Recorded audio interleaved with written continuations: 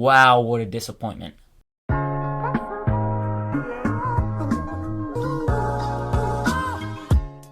Glass Onion: A Knives Out Mystery is the sequel to the 2019 movie Knives Out, and this one stars Daniel Craig, Dave Bautista, Kate Hudson, Janelle Monáe, and Edward Norton. In this movie, we are once again reunited with famed Southern detective Benoit Blanc, but here he is traveling to Greece for his latest case. Now, I was very much so looking forward to this movie. It was one of my most anticipated movies of the fall season. After the incredible first movie, which I was a big fan of, I was totally looking forward to whatever Rian Johnson was going to do next with the Knives Out world after it was announced that there's going to be 2 more of these movies, with this sequel and a 3rd movie going to Netflix. Plus, you have an all-star cast, and Daniel Craig is returning to the role of Benoit Blanc, which we all know and love him in now. But coming out of it, this was a big disappointment for me. And I'll get to why in a second, but before we get any further into this review, make sure to hit that like and subscribe button, and comment down below what are your thoughts or expectations for Glass Onion: A Knives Out Mystery. But let's keep talking about the movie. Like expected with most sequels, this movie feels a lot more bigger. For one, on a scope level, this movie, you can see where Netflix put a lot of the money into this movie because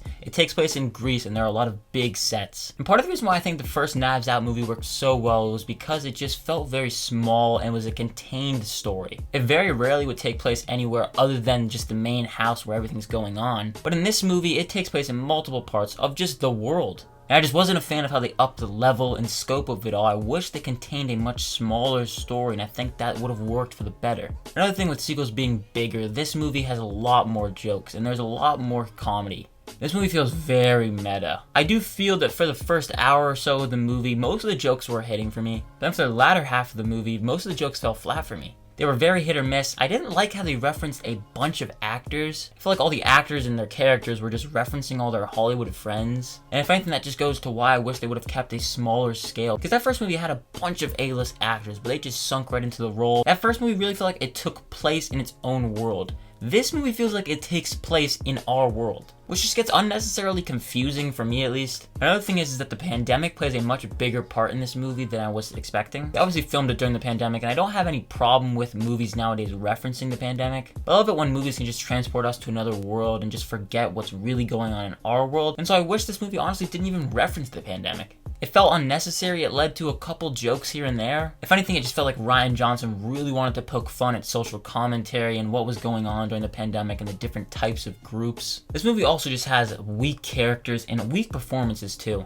Daniel Craig, who plays Benoit Blanc, who is now the main character of this series, I guess, he delivers another fun performance. He chews up the scenery in most scenes. At times, I'm not gonna lie, I did feel like he was acting a little bit out of character, but those were just a couple moments sprinkled throughout. And just the rest of the A-list cast, they're all fine. They do enough. Their characters are utterly forgettable and very disposable. Most of them don't even have much to their characters anyway. You get the very basic gist of just who they all are and how they're all connected to one another, but you don't really care for any of them. That first movie, you really cared for Ana de Armas' character. They did a great job of fleshing her character out, giving her backstory. And that backstory even played into the mystery and the intrigue of it all. And here, yeah, their basic backstory plays into this mystery, but there isn't much depth to them, so I didn't find myself latching onto any of them or really just caring for any of them. And it felt like most of the performers were just phoning it in, cashing the paycheck, and just not really doing much. And getting further into that story, it is overly convoluted, especially when you get to the reveal of it all, which I won't spoil, don't worry. When everything starts unraveling, it gets very messy. I actually found myself getting lost at a couple key moments. Plus, the main murder in this movie, the centerpiece of this entire franchise,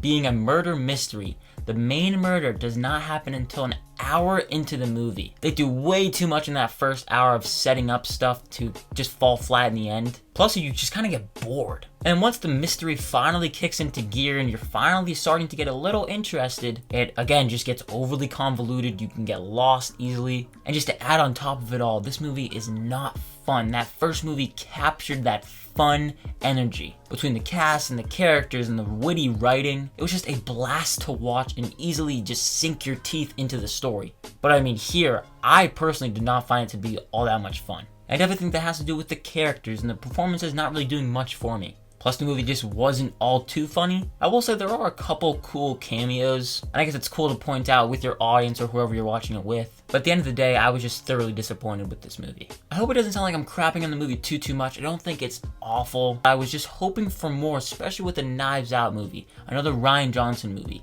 He is known, for me at least, to do a lot of great work. And here I just felt like he was doing too much. Netflix gave him a big paycheck and they were like, do whatever you want. So he did whatever he wanted, and I don't think it worked. The big consensus for me, and really what goes into all my nitpicks with this movie, I wish it kept a smaller scale and just scope of everything. The whole mystery and intrigue of it all is fine. It kept me invested enough, but the twist isn't really that crazy, and you could probably see it coming like I did. It didn't need to do more. I just wanted it to deliver another fun mystery. And in the end, it didn't do that. I'm gonna give Glass Onion and Knives Out Mystery a C.